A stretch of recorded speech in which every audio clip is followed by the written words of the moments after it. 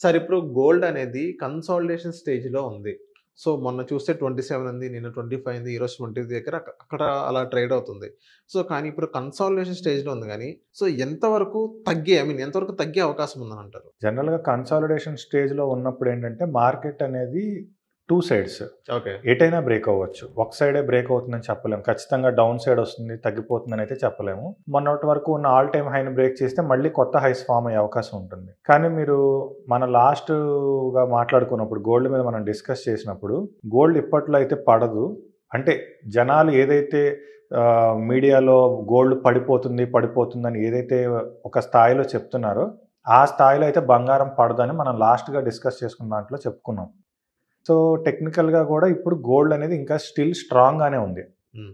So, కాబట్టేంటంటే ఈ consolidation అనేది ఏదన్నా లోయర్ సైడ్ బ్రేకౌట్ వస్తే తప్ప గోల్డ్ పడే అవకాశం అయితే లేదు. ఓకే. సో, బ్రేకౌట్ కోసమే వెయిట్ చేయాలి ఎవరైనా గానీ.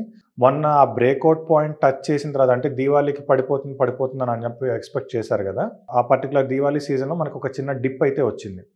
ఆ డిప్ వచ్చిన తర్వాత లోయెస్ట్ పాయింట్ అంటే డిప్ వచ్చిన దగ్గర నుంచి ఎక్కడి నుంచి అయితే రైజ్ అవ్వటం స్టార్ట్ అయిందో, అక్కడే యాక్చువల్‌గా సపోర్ట్ అనేది ఉంది. టెక్నికల్‌గా నేను చెప్పాలనుకుంటే అక్కడ బాగా సపోర్ట్ ఉంది. కరెక్ట్‌గా ఆ సపోర్ట్ పాయింట్ నుంచే మళ్ళీ రీట్రేస్ అయింది. ఇప్పుడు ఈ రీట్రేస్ అయిన తర్వాత ప్రెజెంట్ కన్సాలిడేషన్ మార్కెట్ అనేది మళ్ళీ ప్రీవియస్‌గా ఉన్న హైని బ్రేక్ చేస్తేనే పెరుగుతుంది. పడాలన్నా మొన్నటి సపోర్ట్‌ని బ్రేక్ చేస్తేనే పడుతుంది. రియాలిటీగా మనం గోల్డ్ అనేది పడిపోవటం, పెరగటం అనేది పెరిగితే మాత్రం బానే పెరుగుతూ ఎళ్తుంది. కానీ పడిపోవటం ఎప్పుడు గూడా మనం ఊహించని స్థాయిలో అమాంతం పడిపోదు. అంత తేలిగ్గా జరిగేది కాదు. కరోనా లాంటి ఫాలు సిట్యుయేషన్స్ ఉంటాయి గదా! హ్మ్. అటువంటి సిట్యుయేషన్స్ ఏదన్నా గోల్డ్‌కి రావాలి. గోల్డ్‌కి రావాలి. గోల్డ్‌కి రావాలి. జనరల్‌గా గోల్డ్‌కి ఏంటంటే మనకి పానిక్ సిట్యుయేషన్స్‌లో గోల్డ్ రైజ్ అవుద్ది ఎప్పుడు గూడా. సో, గోల్డ్‌కి పానిక్ సిట్యుయేషన్ రావాలంటే సెపరేట్‌గా గోల్డ్ మీదే న్యూస్ ఉండాలది. హ్మ్. సో, అటువంటియి అలాంటివి జరగవు గూడా పైగా. ఎందుకంటే మెటల్స్ కదా!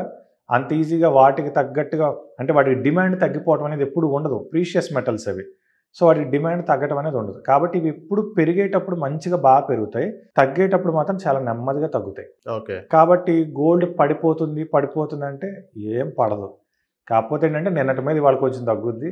లేదంటే ఒక గడిచిన నెల మీద ఇవాళ ఇంకొంచెం తగ్గుంటది.